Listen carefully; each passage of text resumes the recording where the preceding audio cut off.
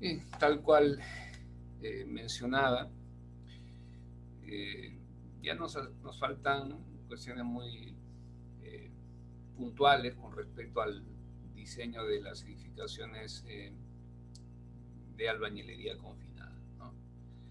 Eh, bien, miren que todavía estamos enmarcados en el diseño de los muros eh, solicitados por fuerzas que son coplanares. Todavía estamos acá, en esta etapa, ¿no? Eh, el muro, eh, estamos revisando el diseño o estamos elaborando el diseño del muro y de sus elementos de refuerzo considerando fuerzas coplanares. ¿Eh? Y dentro de tantas cosas que se ha hecho, hay una que es muy importante y que tiene que ver con el refuerzo horizontal.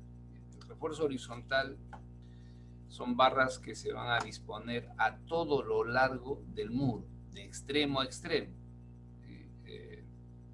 Aquí se muestran algunos ejemplos del refuerzo horizontal. Va de extremo a extremo.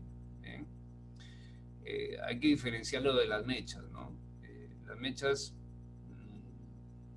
tienen como función unir el paño de albañilería con las columnas.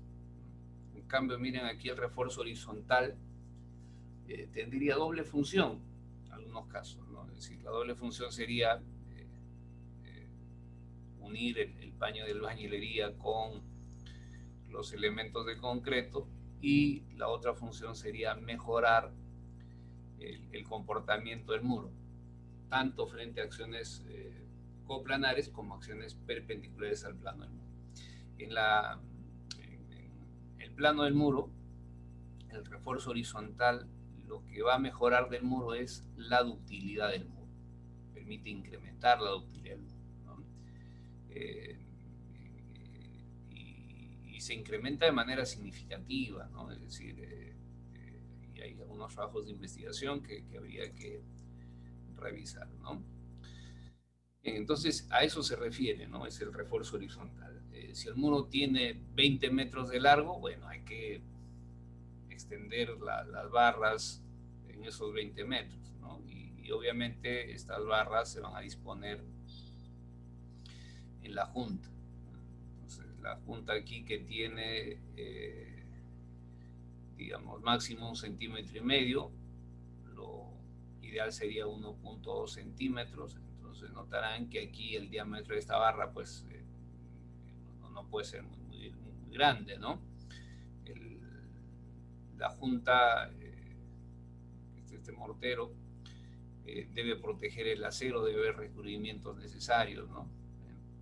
Y además este refuerzo se adhiere al concreto, ¿no? Entonces tiene que haber cierta cantidad de concreto que rodea la barra y que además la proteja esta del medio ambiente. Entonces tiene que haber un recubrimiento adecuado, ¿no? Entonces eso significa que este refuerzo horizontal pues no puede ser más de 1/4 de pulgada, ¿no?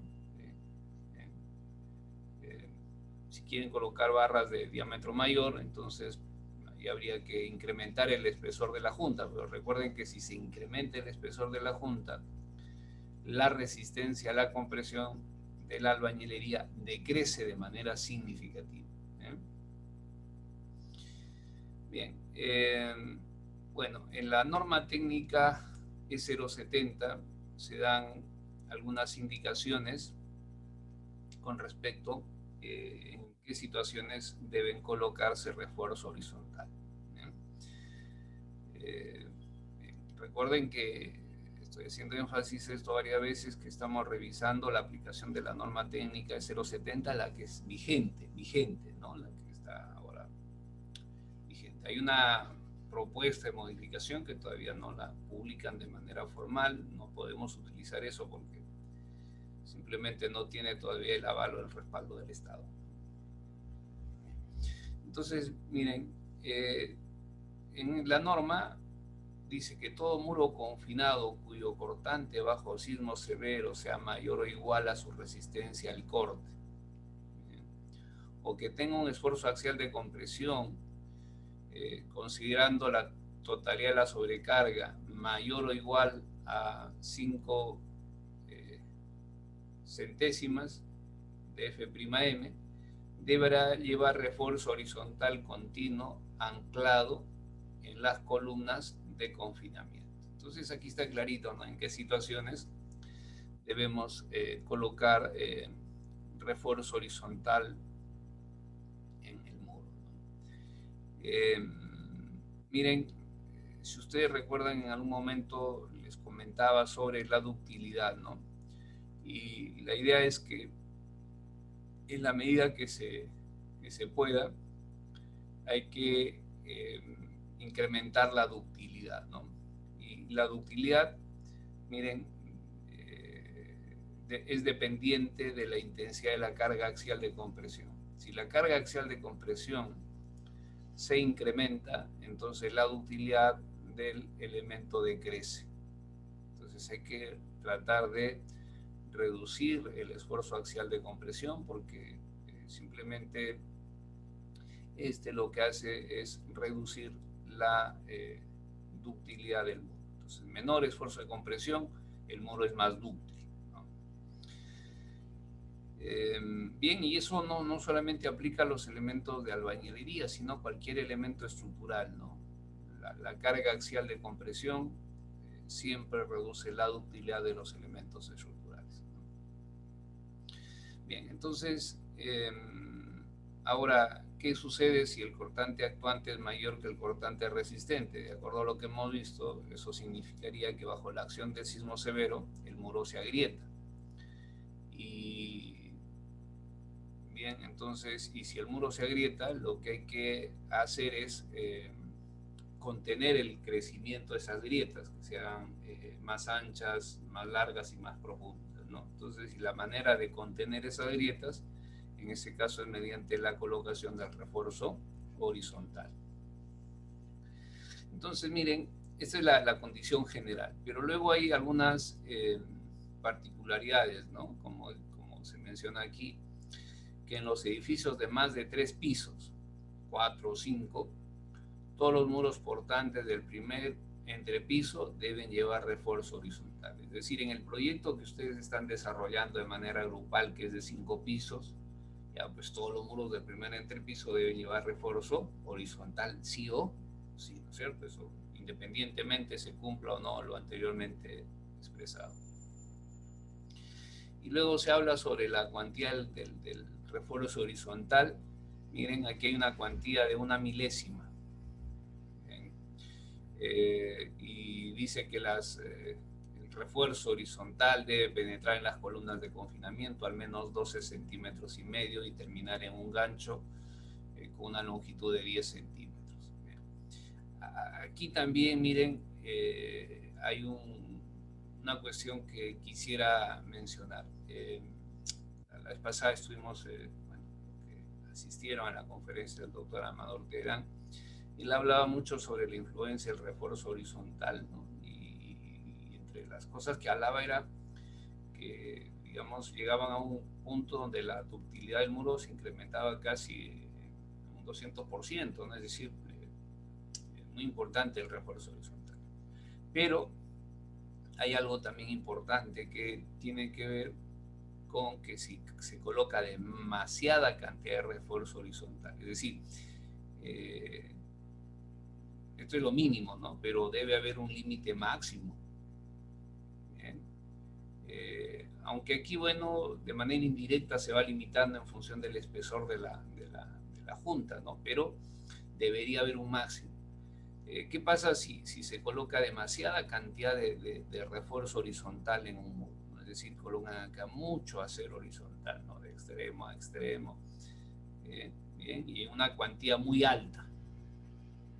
Entonces, lo que va a suceder es que vamos a conducir a una falla frágil del muro, es decir, estos esfuerzos de compresión diagonal van a generar el aplastamiento de las unidades de albañilería. Y este es un modo de falla frágil, ¿no? Entonces, debe haber un límite superior para la cuantía del refuerzo horizontal. Eso significa que ahí tienen la posibilidad de hacer trabajos de investigación. aquí en la universidad, el ingeniero que ha elaborado un equipo en el cual se están haciendo una serie de ensayos, ¿no? Y él, digamos, nos puede proporcionar ese equipo para hacer estos trabajos de investigación, ¿no? Sí, o sea, no hay necesidad de hacer ningún tipo de inversión, ¿ya? Bueno, entonces, miren, luego hablaremos sobre las características acá de la cuantía y del anclaje del refuerzo horizontal, ¿no? Aquí se nota claramente, miren, el sismo está actuando de izquierda a derecha. Aquí en esta dirección aparecen los esfuerzos de tracción. Este es un muro sin refuerzo horizontal. Bien.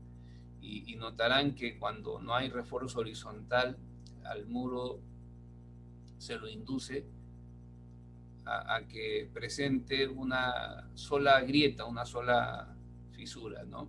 Bien. Eso significa que, digamos, toda la energía sísmica se concentra en esta única grieta. ¿Bien? Y eso no es bueno, ¿no? No es bueno. No es bueno. Es decir, la idea es que la energía sísmica se distribuya en toda la superficie del muro, que existan muchas fisuras en vez de una o dos grietas, ¿entienden? Entonces, al existir muchas fisuras, la fricción que se presenta entre esas partes que separan la fisura va a ir disipando energía sísmica mediante calor, ¿no? Pero bien, miren, entonces no conviene lo de acá, ¿no? No conviene, ¿no? Entonces, sin refuerzo horizontal. Y también aquí se puede ver claramente la influencia del refuerzo horizontal, ¿no? ¿Sí? Se ve claramente, al menos lo logro distinguir, ¿no? El triángulo superior se desliza horizontalmente. ¿Y quién va a contener el deslizamiento horizontal del triángulo superior? Es el refuerzo horizontal, ¿no es cierto? Ese es el que va a contener el deslizamiento. Y este refuerzo horizontal, yo lo veo claramente, está trabajando en tracción. No está trabajando en compresión, ¿no? Trabaja en tracción. Igual que el refuerzo horizontal en una columna o en un muro de concreto armado. Bien, aquí en esta figura se insiste sobre la idea de la deformación por corte. En esta dirección aparecen los esfuerzos de compresión diagonal, los esfuerzos de tracción diagonal. La tracción es mucho mayor en la región central del paño, ¿no?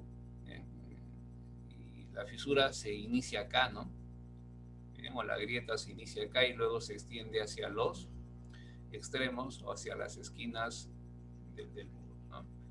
Entonces, ¿dónde son mayores los esfuerzos de tracción en estas barras? Son aquí en la región central del paño. Es decir, los esfuerzos de tracción en la barra por acá son menores, ¿no es cierto? Eso hay que tener pendiente, sobre todo para luego hacer el empalme por traslape de este refuerzo horizontal, porque acuérdense que vamos a tener muros de 15, 20 metros y obviamente hay que hacer el empalme del refuerzo horizontal. Y los empalmes siempre, los empalmes de las barras de construcción siempre se tienen que hacer en regiones donde los esfuerzos de tracción en las mismas son pequeñitas, ¿no es cierto? Entonces, no convendría hacer el empalme acá, ¿no? Sería una tontería porque aquí los esfuerzos de tracción en las barras son máximos. Los empalmes se tienen que hacer aquí en las columnas, ¿no? Bien, entonces, bien, aquí miren, para no perder la idea del párrafo que se ha transcrito, dice la función del refuerzo horizontal es coser, ¿no?, la grieta diagonal para evitar el deterioro de la albañilería y mantener la unión entre la albañilería y las columnas. Este refuerzo debe ser continuo a lo largo de la albañilería, anclando en columnas de confinamiento, ¿no? Y lo que mencionábamos con respecto a la ductilidad, ¿no? El refuerzo horizontal va a incrementar la ductilidad del muro. Y aquí nuevamente se ve claramente cómo es que funciona el refuerzo horizontal, ¿no? ¿Sí? Bien, esto de acá todo está en función cuando el muro es solicitado por fuerzas coplanares, ¿no?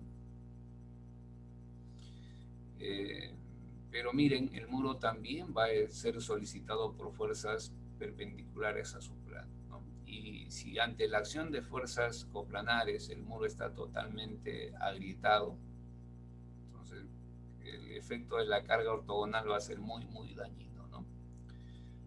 O se incrementa el efecto de la carga transversal. Esta carga transversal, lo que quisiera es que vean lo siguiente, ¿no? Si bien el muro tiene solo, digamos, capacidad de formarse en su plano o capacidad de oponerse a la deformación en su plano, bien, pero el muro también tiene masa inercial, es decir, que frente a la al sismo también comienza a vibrar transversalmente y esa vibración transversal introduce esta fuerza, ¿no? Bien, entonces el muro se está moviendo en su plano, pero también hay vibración transversal. Y esa vibración transversal va a introducir fuerzas que son ortogonales al plano del muro. ¿Qué sucede si esas fuerzas actúan en el muro agrietado? Es decir, cuando el cortante actuante en ese muro es mayor que el cortante resistente. Entonces, lo que se va a generar, si no existe refuerzo horizontal, es que las unidades comiencen a desprenderse una tras de otra. Las unidades se desprenden, ¿no? Y luego se pueden desprender todas las unidades, van saliendo una tras de otra, ¿no? Y una vez que se desprenden todas las unidades, a eso se llama el vaciamiento del muro. En ese instante solo quedarán las columnas para resistir la acción del sismo. Y recuerden que las columnas son chiquititas, o sea, las columnas en ese instante probablemente no van a tener la capacidad de resistir la acción combinada del sismo y las cargas de gravedad. Ese muro va a colapsar, ¿no? Entonces, para evitar el vaciamiento del refuerzo cuando sucede esto, ¿no? Para evitar el vaciamiento del muro, es que se coloca también este refuerzo horizontal, que es el que va, digamos, a evitar que las unidades se desprendan frente a la acción de esta fuerza que actúa de manera ortogonal al plano del muro. ¿Bien? Bueno, entonces ya comenté con respecto a que el empalme siempre se tiene que hacer en la columna, no se puede hacer en la región central del paño porque aquí los esfuerzos de tracción son máximos. Habría que calcular la longitud del empalme. Miren, la longitud del empalme por traslape, digamos, más o menos es 50 veces el diámetro de la barra. Esto cuando las barras son corrugadas, ¿no? Cuando las barras son lisas, se pierde adherencia entre el concreto y acero y la longitud del empalme por traslape tendrá que ser un poquito más, ¿no? Entonces, esto lo pueden revisar ustedes en la norma técnica E060.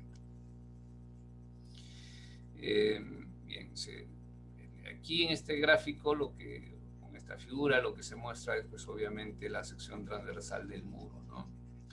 Y aquí hay que tener cuidado con lo siguiente, ¿no? Miren, si la columna va a tener sus estribos aquí, su anclaje con ancho estándar de 135 grados, lo que deben notar es que el refuerzo horizontal debe quedar dentro del núcleo de la columna. No, nunca debe quedar desarrollado en el recubrimiento. Bien. Entonces, si tienen un muro un espesor de 13 centímetros y la columna también es de 13 centímetros, entonces en ese caso va a ser literalmente imposible colocar dos barras, ¿no? Probablemente en ese caso sería solo pertinente colocar una sola barra, ¿no? No van a ver los espacios. Y miren que esa única barra, si colocamos aquí al centro, imagínense 13 centímetros esto, el gancho y esta barra acá, se va a generar un congestionamiento del acero y que cuando se vierte el concreto, bueno, el agregado grueso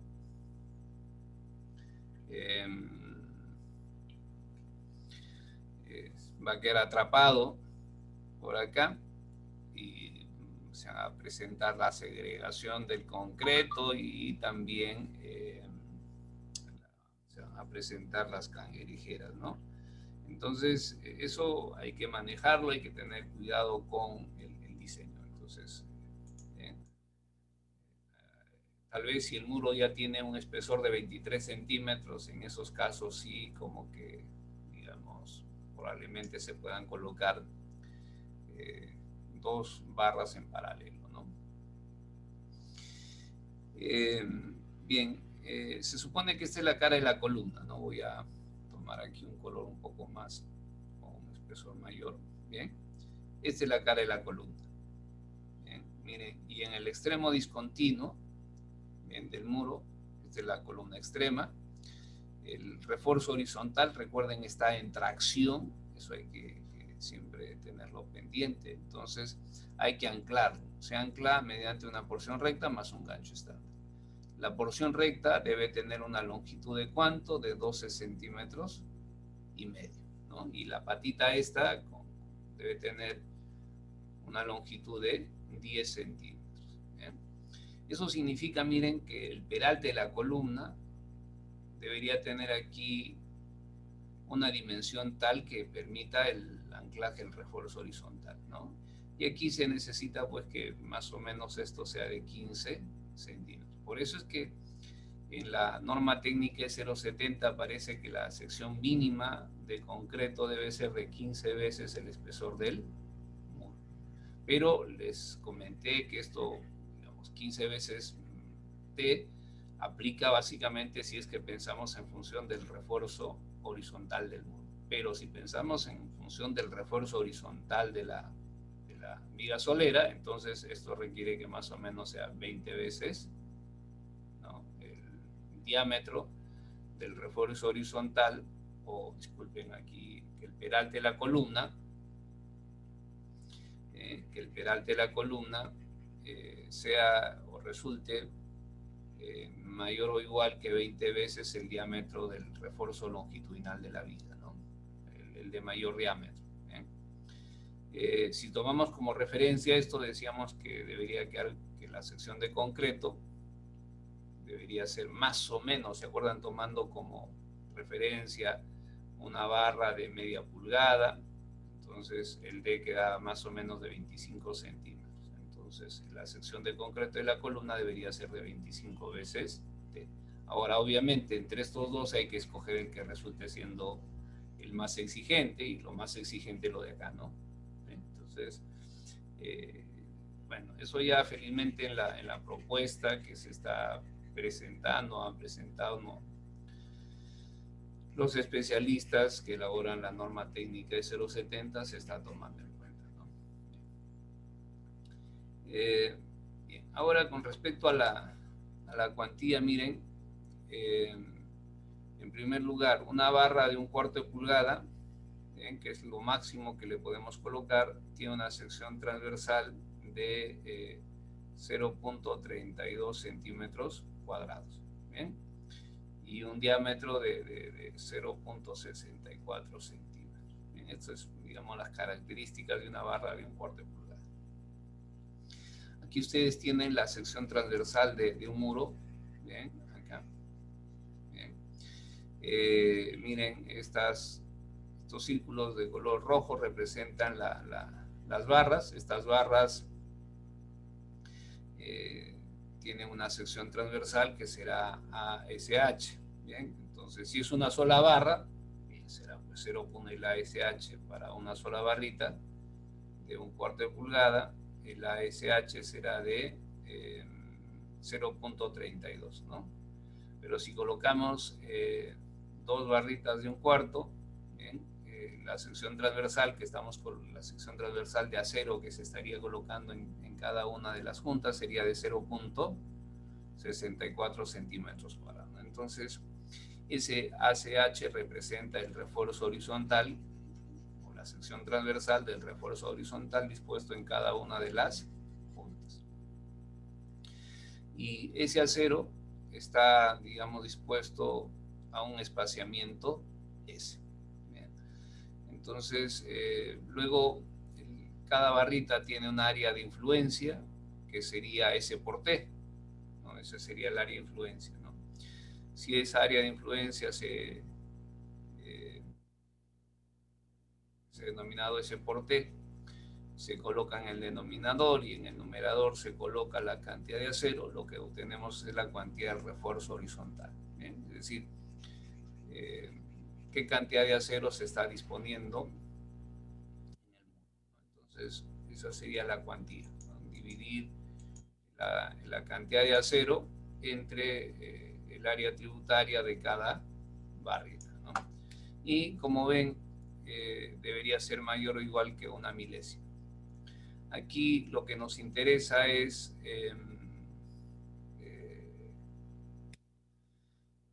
conocer la separación en la que va a ir el refuerzo. Entonces, de esta expresión, tomando el límite inferior, despejamos y se obtiene que la separación de las barras tendría que ser menor o igual que ASH dividido entre una milésima del espesor del muro, ¿no?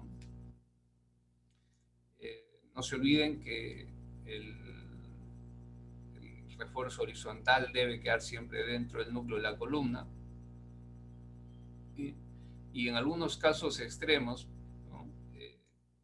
Se puede dejar el refuerzo horizontal en el recubrimiento, pero miren, aquí se está terminando con un gancho estándar de 180 grados, ¿no? Y aquí también hay que tener pendiente que aquí esto va a ser un elemento que va a obstaculizar el paso del agregado. Bien, y eso puede perjudicar a la columna, ¿no? Sí, la presencia de las cangrejeras. Ustedes conocen del curso de concreto reforzado para que el acero trabaje. En toda su longitud tiene que estar rodeado de concreto. Si no está así, simplemente el acero no trabaja, ¿no? No hay esa unión mecánica entre esos dos materiales, ¿no? Bien, entonces ahora lo que vamos a hacer es tomar como referencia el muro Y4 del primer entrepiso. En este proyecto tenemos una construcción de 3 pisos, 1, 2, 3 pisos, ¿no? Recuerden que aquí existe una exigencia que dice en edificaciones de más de 3, o sea, 4 y 5. Todos los muros del primer entrepiso deben llevar refuerzo horizontal. ¿Y qué pasa con los muros de los entrepisos superiores? Habría que ver si en ellos se cumple esta desigualdad. Bueno, en este caso no aplica esa situación, ¿no? Hay que verificar si se cumplen o no esas desigualdades.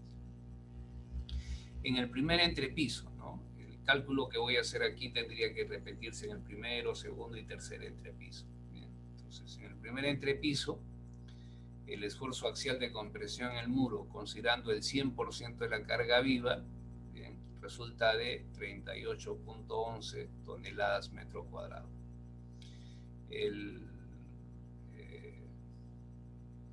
Miren, 5 centésimas de F'M, 32.50. Y aquí faltan datos, ¿no? Es decir, el cortante actuante en ese muro y el cortante resistente. Esto felizmente ya lo tenemos calculado.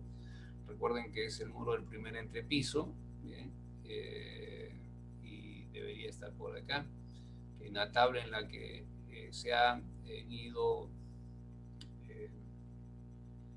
determinando los datos respectivos, ¿no? Entonces, primer entrepiso. Para el muro Y4, el cortante actuante es de 27.23 toneladas. Voy a apuntarlo por acá porque rápido se me da la memoria. 27.23 toneladas.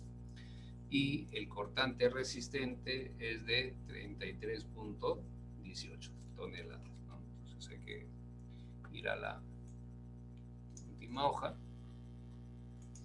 Y bueno, aquí tenemos un cortante actuante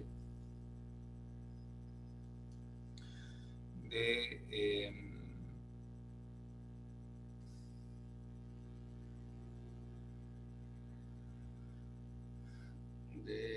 27.23 toneladas y debería ser mayor o igual que el cortante resistente del muro, que es de 33.18, ¿no?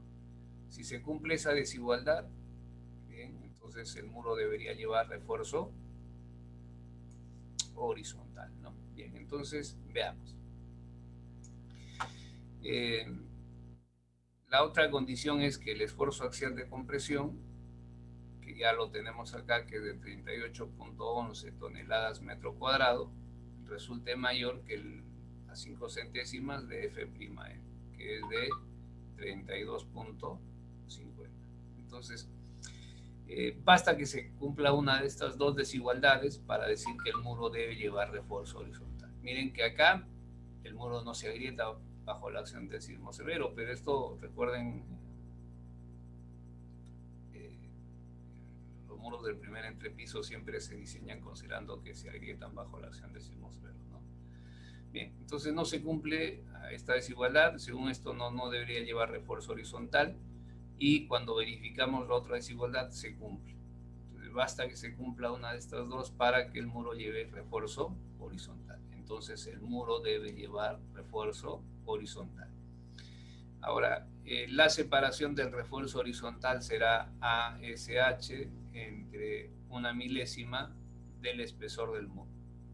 El muro tiene un espesor de 13 centímetros. Entonces, aquí lo que vamos a hacer es colocar solo una barra. Entonces, iba a ser una barra de 1/4 de pulgada, por lo tanto, aquí sería 0.32. Y esto es 0.001 de 13. Y si revisamos esto o hacemos las operaciones respectivas, 0.32 entre 0.001 entre 13, resulta que la separación tiene que ser de 24.62 centímetros. Miren, si A es la altura de la unidad, bien, y trabajamos con una junta con un espesor de 1.2 centímetros, que sería lo deseable, lo que hay que buscar, ¿no? Entonces la separación centro a centro de juntas sería A más 1.2. Esa sería la separación de la centro a centro de las unidades, ¿no? Entonces, considerando aquí una junta de 1.2, la separación centro a centro, ¿bien? Es decir, el espaciamiento de aquí hacia acá, ¿bien? Sería de A más 1.2, o más el espesor de la junta. Lo generalizo mejor, ¿sí? Más J. J va a ser el espesor de la junta. Bien. Esto es J. Entonces sería A más J. Y en este proyecto se están utilizando unidades que tienen estas dimensiones. Bien. El ancho de 9 centímetros, la longitud de 13 centímetros. Bien. Disculpen, aquí estoy que me equivoco. Esto es 13 centímetros, disculpen. El ancho de 13. Esto es de 23 centímetros y la altura A es de 9 centímetros. Entonces, si S1 le llamo la separación centro a centro de juntas, en este caso sería 9 más 1.2, es decir, 10.2 centímetros. Entonces, la separación centro a centro sería de 10.2. Entonces, ¿a qué cantidad de hiladas debemos colocar las barras? Bien, será 24.62 entre 10.2. Y 24.62 entre 10.2 resulta de 2.41 hiladas. Bien.